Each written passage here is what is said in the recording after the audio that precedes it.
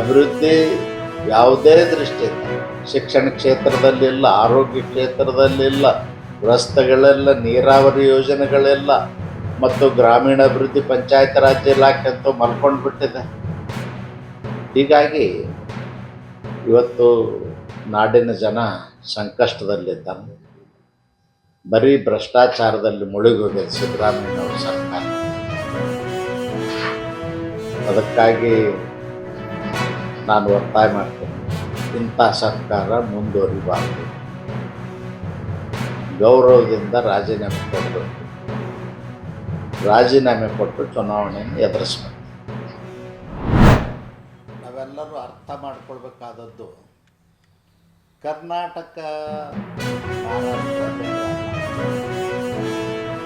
ಕರ್ನಾಟಕದಲ್ಲಿರ್ತಕ್ಕಂಥ ಮರಾಠ ಸಮಾಜದವರು ಅವರು ಕನ್ನಡಿಗರಾಗಿ ಸಾವಿರ ವರ್ಷದಿಂದ ಇದ್ದವರು.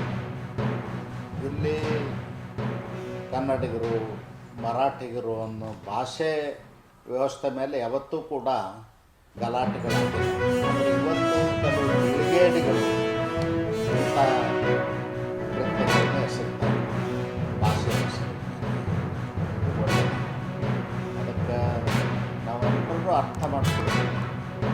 2013ರಲ್ಲಿ ನಾವು ಮಾಡಿರ್ತಕ್ಕಂಥ ವಿಶ್ವ ಕನ್ನಡ ಸಮ್ಮೇಳನ ಭಾಳ ಅದ್ಭುತವಾಗಿ ನಡೆಸಿಕೊಂಡವರು ಮರಾಠ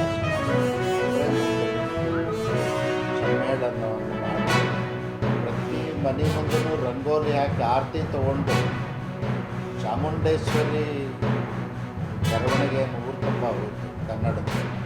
ಆವಾಗ ಎಲ್ಲರೂ ಕೂಡ ಸಹಕಾರ ಮಾಡಿದ್ದಾರೆ, ಭಾಗವಹಿಸಿದ್ದಾರೆ. 20 ಲಕ್ಷ ಜನ. ಅದೊಂದು ಐತಿಹಾಸಿಕ ಸಮಾವೇಶ.